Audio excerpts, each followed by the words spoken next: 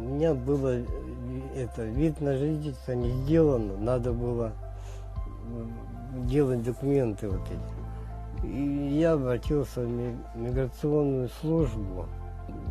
Мне помогли все женщины, которые работают в миграционной службе, с пониманием по-человечески обратились, что у меня 2 инсульта, и нет, жить уже в Казахстане уже нормально, и с документами, и все, а то я не мог сделать это, пенсию себе не мог сделать.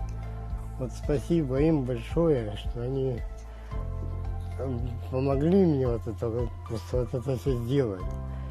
Вот большое спасибо, это майор Жулдулов, это я забываю фамилию. 2022 жылы Жетісу облысы бойынша Қазақстан Республикасының тұрақты тұруға 294 шетел азаматы жүгінді. Ықтиярхат куәлігімен 577 шетел азаматы құжаттандырылып, мемлекеттік қызмет көрсетілді. Мүмкіндігі шектеулі азаматтар да жүгінеді.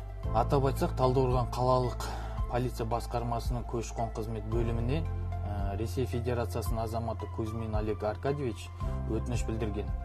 Қазақстан Республикасының ішкі істер министрінің 2015 жылғы 4 желтоқсанда номері 992 бұйрығының талаптары бойынша Қазақстан Республикасына келуге тыйым салынатын сырқаттардың бар жоқтығы туралы шетелдікті медициналық куәландыру туралы анықтамасы талап етілген.